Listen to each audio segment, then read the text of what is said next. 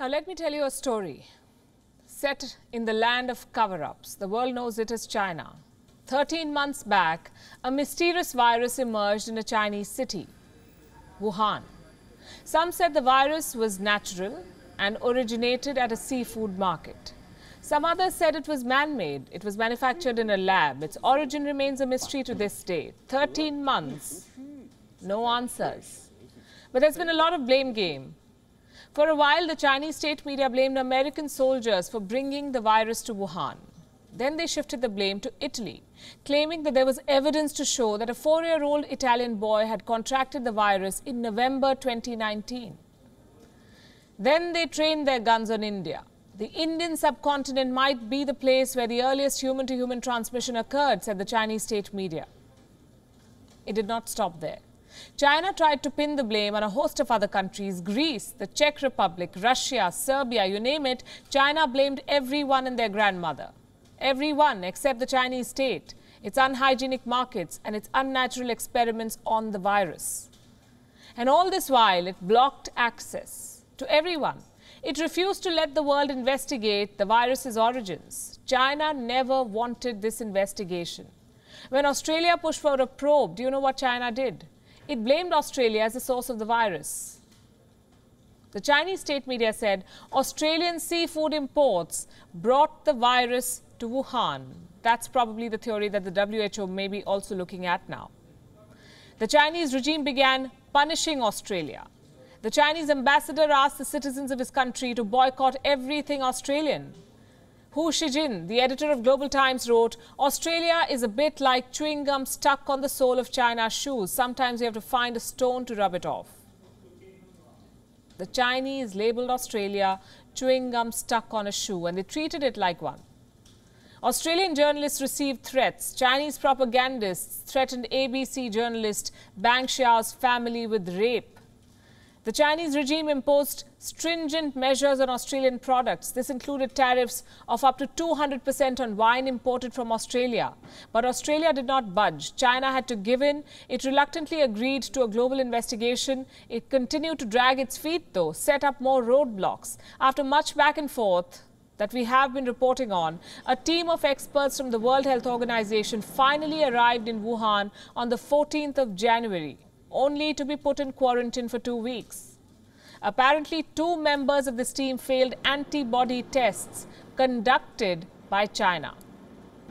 So how did they carry out the probe if they were in quarantine? By holding virtual meetings with their Chinese hosts from a hotel. Can you believe that? For 2 long weeks, this investigation, this global investigation into the origin of the Wuhan virus happened online. Do you know what China did in these 14 days? It rebranded Wuhan, tried to paint the city as the victim of the virus, not the epicenter, as a city that vanquished the virus. Exhibitions were held where China celebrated Wuhan's sacrifice and struggles, the courage of Wuhan's medical staff, how they fought the outbreak. Of course, there was no mention of the whistleblowers who had disappeared, or the people who were hounded for speaking truth to power. We've kept track of them. Ai Feng, Zhang Yongzhen, Li Wenliang, Chen Qixi, Li Zehua, Fan Bing, none of these people were mentioned in these exhibitions that glorify Wuhan and its people. China turned the WHO probe into a charade. It whitewashed people's memories and crime scenes. The WHO officials were allowed to leave quarantine in the end of January, but nobody knows which places they visited clearly or what they saw. Yes, there have been reports, but there's no clarity on who they spoke to or what they did in those places. And in case there were any doubts about the farcical nature of this probe, the WHO press conference today cleared all of them. Their findings, as we say, are path-breaking. All the work that has been done on the virus and trying to identify its origin continue to point towards a natural reservoir of this virus and similar viruses in bat population. The findings suggest that the laboratory incident hypothesis is extremely unlikely and to explain the introduction of the virus into the human population. We did not find evidence of large outbreaks that could be related to cases of COVID-19 prior to December 19 in Wuhan or elsewhere. You heard that. The virus is natural. A laboratory incident did not happen, and there's no evidence of an outbreak prior to December 2019.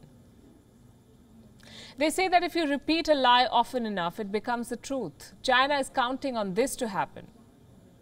Well, we've said this in the past and we'll say it again. This is not a probe, it is a cruel joke on all of us. WION is now available in your country. Download the app now and get all the news on the move.